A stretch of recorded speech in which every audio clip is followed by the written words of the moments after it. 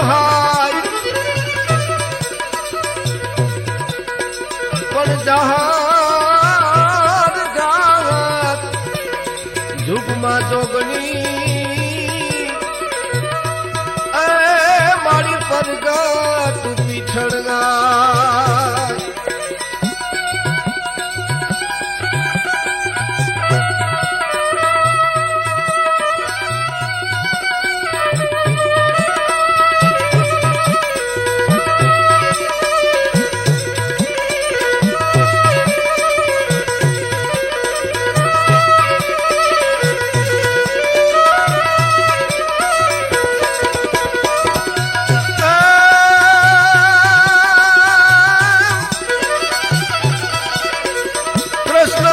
समरथ कियो अन दिन कौन काटत दुख पण तारण तारण हे दिन लोक में ए सुन समरे आपत सू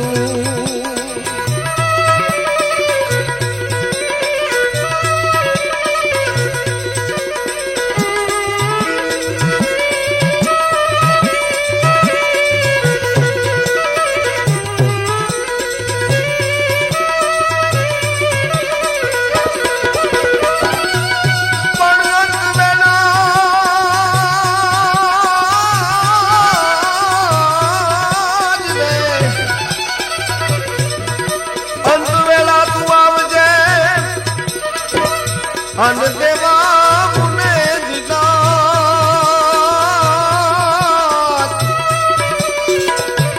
पण वंदु वंदु हूँ वारंवार ए धुन समरथ तूने शामला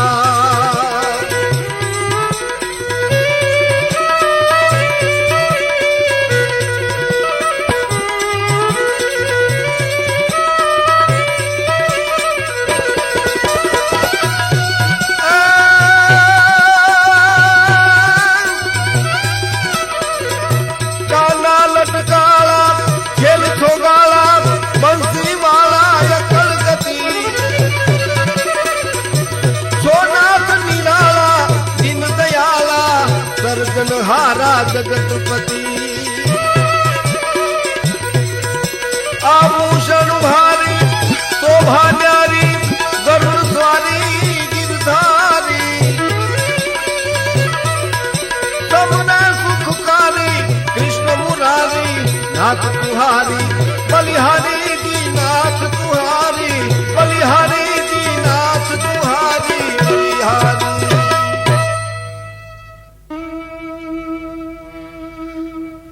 अंत वेला तू आवजे अन देवा मने दीदार वंदु तने वारंवार समर्थ तूने शामला हे अखिल ब्रह्मांड ना मालिक परमेश्वर कृष्ण अंत वेलाए दर्शन देवा आवजे बाप આવી ભગવાન કૃષ્ણને કવિએ પ્રાર્થના કરી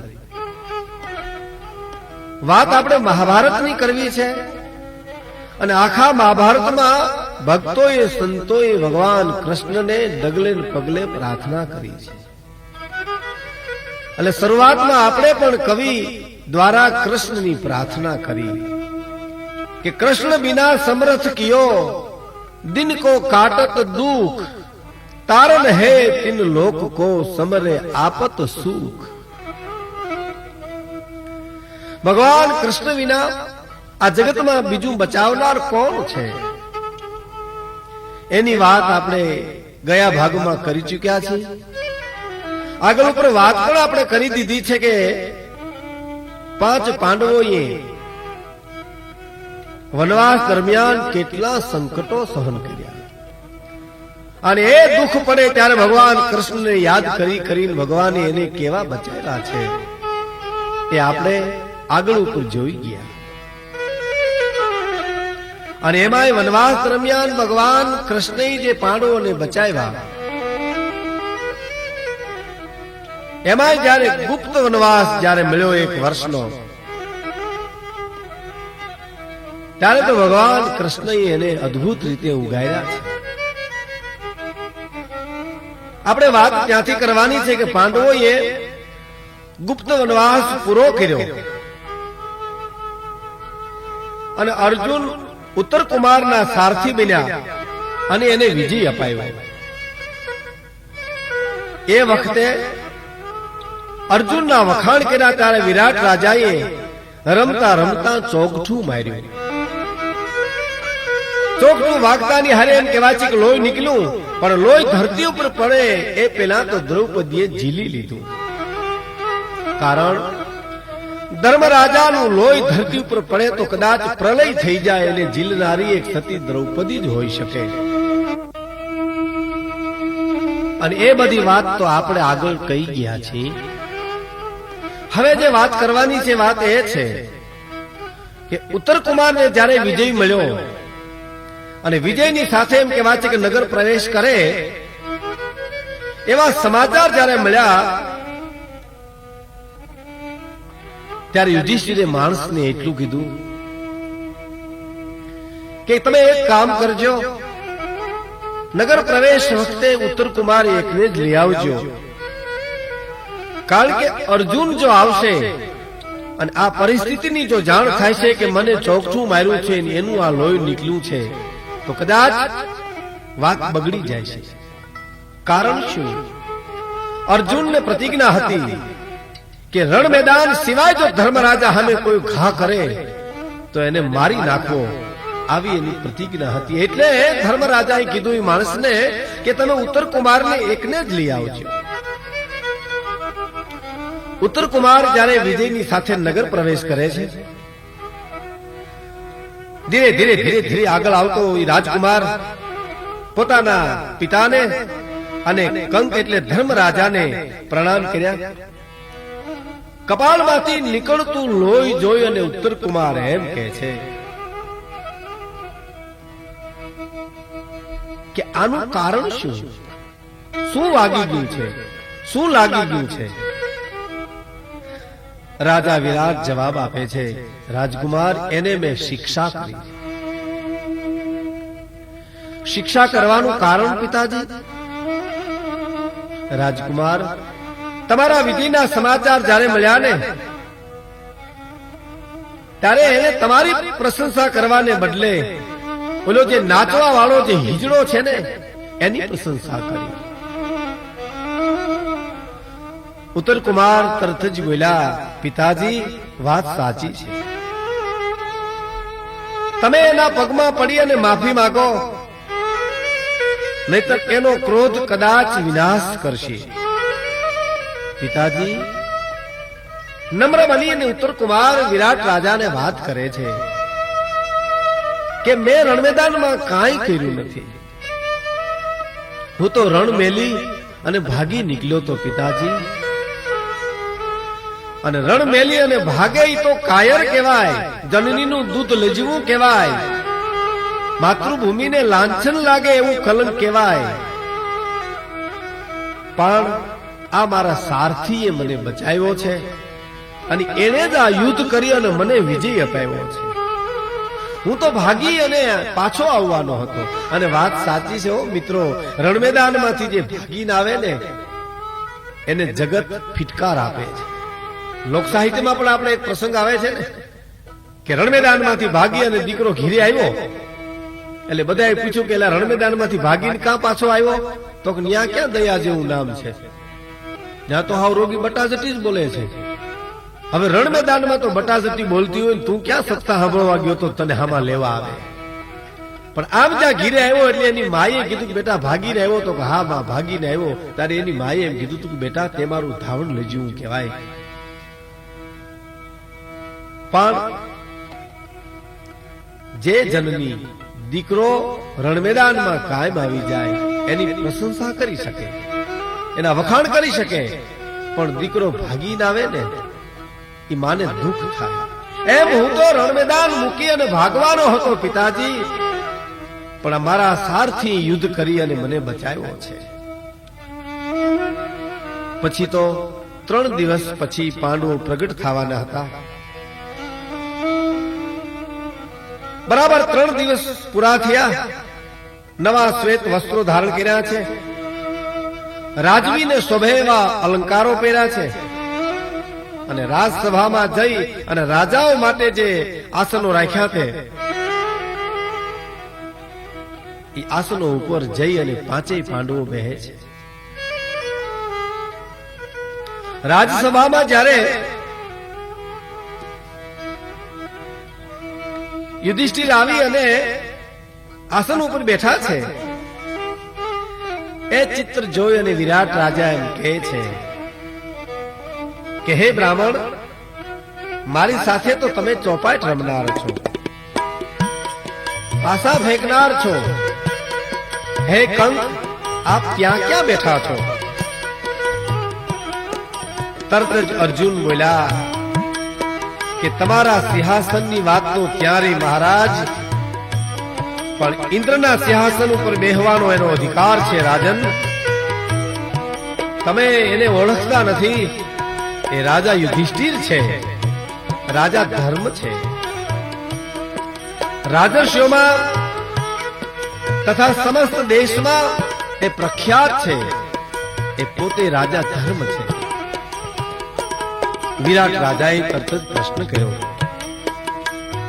અરે યુધિષ્ઠિર હોય તો તેના ભાઈઓ ક્યાં ગયા છે? દ્રૌપદી ક્યાં છે? તેઓ તો દુર્યોધનની સાથે રાજપાટ હારી અને વનમાં ગયા છે. એની કોઈ સંભાળ નથી, એના કોઈ સમાચાર નથી. ત્યારે કહેવાય છે કે 5 પાંડવો પ્રગટ થયા. વિરાટ રાજાને વિગતથી અર્જુને વાત કરી. 5 પાંડવો પ્રગટ થયા. રાજા ધર્મની વિરાટ રાજા માફી માંગે છે. ધર્મ રાજા તેને ક્ષમા કરે છે. ધર્મ એને જ કહેવાય મિત્રો, જે ક્ષમા કરે. વિરાટ રાજાએ 5 પાંડવોનું સન્માન કર્યું અને અર્જુનને કીધું કે મારી પુત્રી પોતરાનો શિકાર કરો. પણ અર્જુન તરત જ ના પાડે છે. ના, એ ન બની શકે. કારણ કે એને મેં પુત્રી માની અને વિદ્યા શીખવી છે, એને મેં ભણાવી છે, મારી દીકરી સમાન ગણી છે. એટલે એ તો બની શકે નહીં, પણ હું પુત્ર વધુ તરીકે એનો સ્વીકાર કરી શકું. મારા પુત્ર અભિમાન્યુ સાથે પુત્રના લગ્ન કરો. અભિમાન્યુની સાથે પુત્રના લગ્ન નક્કી થયા. તરત જ 5 પાંડવોએ દૂતને દ્વારકા રવાના કર્યા. ભગવાન કૃષ્ણ અને બળદેવજી તેમજ યાદવ યોદ્ધાઓ અભિમાન્યુને લઈ અને આવે છે. ચારે કોર રાજા મહારાજાના રસાલા સાથે ભેટ સોગાદો લઈ અને આવવા લાગ્યા. ઘણા રાજાઓએ ઉત્તમ રત્નો ભેટ આપ્યા. વિરાટ રાજાએ 5 પાંડવોને ઉત્તમ ઉતારા આપ્યા. શુભ દિવસ આવ્યો લગ્નનો. શુભ મુહૂર્ત જોઈ ઉત્તરા કુમારીના લગ્ન અર્જુનના પુત્ર અભિમાન્યુ સાથે કરવામાં આવ્યા. અને એવા સુંદર પ્રસંગની માલિપા રાજા મહારાજાઓ આવ્યા. સુંદર લગ્ન ગીતો ગવાણા. આપણે લોક ભાષામાં વિચાર કરીએ તો આખું મહાભારત છે આપણે લોક ભાષામાં રજૂ કરીએ છીએ. લોક કવિઓએ જે મહાભારતને રજૂ કર્યું છે, ગામઠી ભાષામાં જે રજૂ કર્યું છે, એટલે કદાચ લગ્ન થતા હશે ત્યારે એવા ગીતો પણ ગવાતા હશે કે મંગલ વર્તાણા રૂડા માંડવેર લોલ, મંગલ વર્તાણા રૂડા માંડવેર લોલ, પોતરાના લગનિયા લેવાઈ જોવા પરને વિરાટ રાજાની પુત્રી લોલ, પરને પાંડવ પુત્ર લાડલો રે લોલ.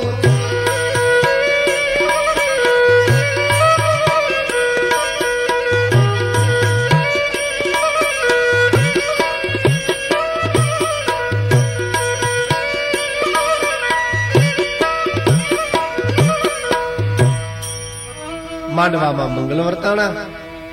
વિરાટ રાજાની પુત્રી ઉત્તરા કુમારી અને અભિમાન્યુના લગ્ન થયા. એ વખતે મહારાજા યુધિષ્ઠિરને જે ભેટ મળી એ બધી ભેટોનો મોટો ભાગ ધન, રત્નો, સોનું, રૂપું જે કઈ મળ્યું તે બધે બ્રાહ્મણોને દાનમાં આપી દીધું. લગ્ન ઉત્સવ પૂરો કર્યો અને પછીનો એક મહત્વનો પ્રસંગ ઈ આવે છે કે ભગવાન કૃષ્ણ, બળદેવ રાજા, રાજા વિરાટ, ધર્મરાજા, ચારે ભાઈઓ અને દ્રૌપદીના પુત્રો અને બીજા રાજા બધા મળી એક વિચાર કરે છે. અને વિચાર એ કરે છે કે હવે શું કરવું જોઈએ. 12 વર્ષ વનવાસ દરમિયાન પૂરો થયો, ગુપ્ત વનવાસ પણ પૂરો થયો. જે કઈ કઠોર નિયમો આપવામાં આવ્યા હતા એનું પાંડવોએ બરાબર પાલન કર્યું છે. અને હવે કૌરવોએ 5 પાંડવોનો ભાગ આપી દેવો જોઈએ. અને હવે પાંડવોએ તેનું રાજ પાછું મેળવવું જોઈએ. અને હવે જો ભગવાન કૃષ્ણ કે કૌરવો અન્યાય કરશે તો હવે પાંડવો સહન નહીં કરે અને એ કૌરવોનો સહાર કરતા જરા પણ અચકાશે નહીં. પણ પહેલા તો આપણે દુર્યોધનનો વિચાર જાણી લેવો જોઈએ. જો આનું નામ ભગવાન કહેવાય, આનું નામ ઈશ્વર કહેવાય. યુદ્ધ અનિવાર્ય છે. ભગવાન કૃષ્ણ જાણે છે કે યુદ્ધ થવાનું જ છે, છતાં સમજાવવાના પ્રયત્ન કરે છે. એટલે ભગવાન કૃષ્ણએ કીધું કે પહેલા તો આપણે તેઓને સમજાવવા માટે એક પવિત્ર ચિત્તવાળા ધર્માત્મા, કુલીન, સમર્થ અને સાવધાન હોય એવા પુરુષને દૂત તરીકે હસ્તિનાપુર મોકલવો જોઈએ. એ દૂતને જ્યારે હસ્તિનાપુર મોકલીએ એ વાત સાંભળી અને બળદેવજી તરત જ બોલ્યા છે, સાચી વાત છે. કૌરવો પાંડવોના ઝઘડાનો કંઈક નિકાલ થવો જોઈએ એમ હું પણ માનું છું. પણ કૌરવોની સભામાં વિનય વિવેકથી જાય એમ હું ઈચ્છું છું. બળદેવજીની વાત સાંભળી ભગવાન કૃષ્ણ જરા એમ કહેવાય છે કે ત્રાહી નજરથી જોવે છે. શું કામ? બળદેવજી થોડોક કૌરવોનો પક્ષ લે છે અને પક્ષમાં વાત એટલી જ કરે છે કે યુધિષ્ઠિરની જુગારની જે આસક્તિનો લાભ જે કૌરવોએ લીધો છે અને એટલે જ પાંડવો હાર્યા છે. તેણે થોડો કૌરવોનો પક્ષ લીધો ને એટલે સાત્વિકીને ગમ્યું નહીં અને તરત જ કાંઈ પણ વધારે બોલે પેલા દ્રુપદ રાજાએ તેને શાંત કર્યો. દ્રુપદ રાજાએ વાતને વાળી લીધી. તરત જ કીધું કે આપણે બધા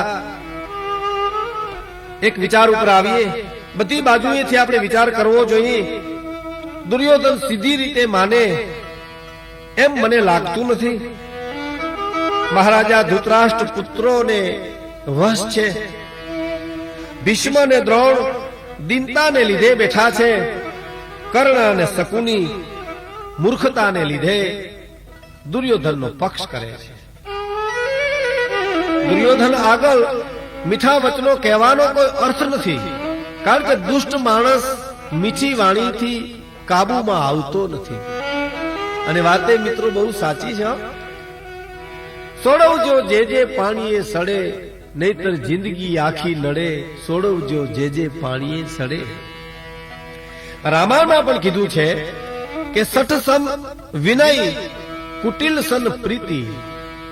સઠને સામે વિનય કરવો અને કુટિલની સામે પ્રીત બાંધવી એનું પરિણામ કોઈ દી સારું આવતું નથી એમ શાસ્ત્રોમાં પણ છે. એટલે એ દરમિયાન આપણે બીજા ઉપાયોનો પણ વિચાર કરીએ. આવું રાજા વિરાટ તેમજ બળદેવજી, ભગવાન કૃષ્ણ, 5 પાંડવો બેહીને વિચાર કર્યા. દ્રુપદ રાજા તરત જ બોલ્યા કે આપણા મિત્ર રાજાઓને આપણે આપણા પક્ષમાં બોલાવવા માટે, આમંત્રણ આપવા માટે ખાનગી દૂતોને મોકલવા જોઈએ. અને મારા પુરોહિત વિદ્વાન બ્રાહ્મણ છે, તેને સંદેશો લઈ અને દુર્યોધન પાસે હસ્તિનાપુર આપણે મોકલીએ. શ્રી કૃષ્ણને તરત જ તેમને અનુમતિ આપી. ભગવાન કૃષ્ણએ કીધું, બરાબર, તમારી વાત સાચી છે. સર્વ યાદવો વિરાટ રાજાની રજા લઈ અને દ્વારકા ગયા. અને પછી રાજા દ્રુપદ રાજાએ પોતાના પુરોહિતને બોલાવી અને બહુ સરસ વાત કરી છે. હે પુરોહિત, નિર્જીવ પદાર્થ કરતા પ્રાણ ધારણ કરનાર જીવો વધારે શ્રેષ્ઠ છે. પ્રાણધારીઓમાં બુદ્ધિથી કામ લેનારા શ્રેષ્ઠ છે. બુદ્ધિયુક્ત જીવોમાં મનુષ્ય શ્રેષ્ઠ છે. મનુષ્યોમાં દ્વિજ શ્રેષ્ઠ છે અને દ્વિજોમાં વિદ્વાન ઉત્તમ છે. વિદ્વાનોમાં સિદ્ધાંત જાણનાર વધારે શ્રેષ્ઠ છે અને સિદ્ધાંતોમાં બ્રહ્મવેતા શ્રેષ્ઠ છે. માટે આપ વય અને જ્ઞાનની દ્રષ્ટિએ શ્રેષ્ઠ છો. હે પુરોહિત, આપ હસ્તિનાપુર જાઓ. રાજા યુધિષ્ઠિરના દૂત તરીકે આપ ફરજ બજાવો. ધૃતરાષ્ટ્રને ધર્મયુક્ત માર્ગ બતાવજો. વિદુર તમારા વચનોનું સમર્થન કરશે. આપ ત્યાં બને એટલો વધારે સમય રોકાજો. કારણ શું? એ દરમિયાન અહીં પાંડવો ધન સંપત્તિ એકઠી કરી શકે, સૈન્ય પણ એકઠું કરી શકે. એટલે આપ હસ્તિનાપુર જાઓ અને બને એટલો વધારે સમય રોકાજો અને બને ત્યાં સુધી નીતિયુક્ત વાતો કરી અને રાજા ધૃતરાષ્ટ્રને સમજાવજો. આટલું કહી દ્રુપદ રાજા વિદ્વાન પુરોહિતને વાત કરે છે. અને આ બાજુ એક બહુ સરસ પ્રસંગ બને છે. યાદવોની મદદ મેળવવા માટે દુર્યોધન દ્વારકા જાય છે. કારણ દુર્યોધનને પોતાના ગુપ્તચરો દ્વારા વાત જાણવા મળી. પાંડવોની મંત્રણાની જાણ થઈ, એના સમાચાર મળ્યા. એટલે પોતે દ્વારકા યાદવોની મદદ મેળવવા માટે ભગવાન કૃષ્ણ પાસે દુર્યોધન જાય છે. અને આ બાજુ ધર્મરાજાએ પણ અર્જુનને વાત કરી કે તમે કૃષ્ણ પાસે જઈ અને મળી આવો અને જે મળે મદદ લઈ આવો. બન્યું ભાઈ એવું કે ઈશ્વરને કરવું છે દેવ યોગે બંને એક જ દિવસે દ્વારકામાં આવી મળ્યા. આ બાજુથી દુર્યોધન આવે છે, આ બાજુથી અર્જુન આવે છે. ભગવાન કૃષ્ણના ભવનમાં બે સાથે ગયા. પણ બરોબર એમ કહેવાય છે કે ધીરે ધીરે ધીરે કરતા એ ભવનમાં દાખલ થયા. અખિલ બ્રહ્માંડના માલિક ભગવાન કૃષ્ણ નિંદરમાં સૂતા છે. દુર્યોધન તેમના શયનખંડમાં જઈ તેમના મસ્તક બાજુના એક સિંહાસન ઉપર જઈને બેઠા છે. તેવામાં ત્યાં અર્જુન આવી પહોંચ્યા. તેણે નમ્રતાથી બે હાથ જોડ્યા, ભગવાન કૃષ્ણને પ્રાર્થના કરી, પગે લાગી અને ભગવાન જાગે એની રાહ જોતા જોતા અર્જુન ઉભા છે, પણ પાંગજ તરફ ઉભા છે. દુર્યોધન ઓશિકા પાસે બેઠો છે. કારણ દુર્યોધન છે એ અધર્મનું પ્રતીક છે, અર્જુન છે એ તો ધર્મનું પ્રતીક છે. જેનામાં અહંકાર હોય ને એને ખબર ન હોય, એની પાસે વિવેક ન હોય ક્યાં બેસાય ક્યાં ન બેસાય. પણ અર્જુન તો વિવેકી છે, નમ્ર છે. એ હાથ જોડી ભગવાન કૃષ્ણ જાગે એની રાહ જોઈ અને મનોમન એનું સ્મરણ ચાલુ છે. એવામાં ભગવાન જાગે છે. પહેલી દ્રષ્ટિ તો એની અર્જુન ઉપર પડી, પછી એને દુર્યોધનને પણ જોયો. ભગવાન કૃષ્ણએ બંનેનું સ્વાગત કર્યું, આવવાનું કારણ પૂછ્યું. દુર્યોધને કહ્યું, પ્રભુ પાંડવો સાથે અમારે યુદ્ધ થવાનું છે, તેમાં તમારે અમને સહાય કરવાની છે. આપની સાથે તો અમારે બંનેને એવા સંબંધો છે, અમારા સંબંધો સરખા છે, માટે હું અહીંયા પહેલો આવ્યો છું, એટલે પહેલી મદદ તો તમારે મને કરવી પડશે. ભગવાન કૃષ્ણ ખડખડાટ દાંત કાઢે, અંતર્યામી છે, મહાભારતમાં શું બની રહ્યું છે એ બધું પહેલેથી પોતે જાણે છે. ખુદ બનકર બાજીગર તુને આલમ કો નાચ નચાયા હૈ. હે અખિલ બ્રહ્માંડના માલિક, તારી અદ્ભુત રચના છે. બધું જાણવા છતાં બધા ખેલ જોનાર ભગવાન કૃષ્ણ ખડખડાટ દાંત મીડા કાઢવા. હે દુર્યોધન, ભલે તું પહેલા આવ્યો હો, પણ પહેલા મેં અર્જુનને જોયો છે. મારે તો બેય સરખા છે, મારે તો બેયને સહાય કરવાની છે. પણ મારી પાસે 1 અબજ યાદવો છે અને બધા જ શક્તિશાળી અને સુરવીર છે. એક બાજુ આ બધું યાદવોનું સૈન્ય રહેશે અને એક બાજુ ભગવાન કૃષ્ણ કે હું રહીશ, હું એકલો રહીશ. એક બાજુ મારી સેના રહેશે અને બીજી વાત એ છે કે હું યુદ્ધ નહીં કરું, તેમજ શસ્ત્ર ધારણ પણ નહીં કરું. પહેલા માગણી અર્જુન કરે, કારણ કે તે નાનો છે, ઉંમરમાં નાનો છે. પેલી મારી દ્રષ્ટિ પડી છે, એટલે અર્જુનને હું કહું છું કે પહેલા તું માગી લે. એક બાજુ મારી સેના છે અને એક બાજુ હું એકલો છું. પાછો હું યુદ્ધ નહીં કરું અને હાથમાં શસ્ત્ર પણ ધારણ નહીં કરું. ભગવાન કૃષ્ણની વાત સાંભળીને અર્જુન નમ્રતાથી બોલે છે, પ્રભુ, હું આપની માગણી કરું છું, હું તમારી માગણી કરું છું. તમે અમારા પક્ષમાં રહ્યો એવી મારી પ્રાર્થના છે. વાત સાંભળી અને દુર્યોધન ખુશ થઈ ગયો, કારણ કે દુર્યોધનને એક શંકા હતી કે પેલા અર્જુનને માગણી કરવાનું કીધું છે, તો અર્જુન કદાચ સેનાની માગણી કરશે, યાદવ સેનાની માગણી કરશે તો. પણ બન્યું એવું કે અર્જુને માગણી ભગવાન કૃષ્ણની કરી, યાદવ સેનાની ન કરી.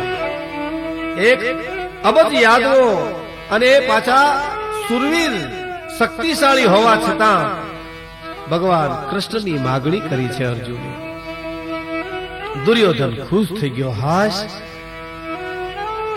દુર્યોધન એમ કે છે, પ્રભુ, મારે તમારી સેના જોઈએ છે, તમારું સૈન્ય જોઈએ છે, યાદવોની સેનાની માગણી હું કરું છું. ભગવાન કૃષ્ણ તથાસ્તુ કહે છે. દુર્યોધન મનમાં મનમાં ખૂબ દાંત મીડો કાઢવા, હસવા મીડ્યો. કારણ એને જે જોતું તું તે મળ્યું, અર્જુનને જોતું તે અર્જુનને મળ્યું. એટલે હરખાતો હસ્તિનાપુરને કેડે હાલ્યો જાય, માર્ગે હાલ્યો જાય. દુર્યોધન ગયો ને પછી ભગવાન કૃષ્ણએ અર્જુન સામે જોયું.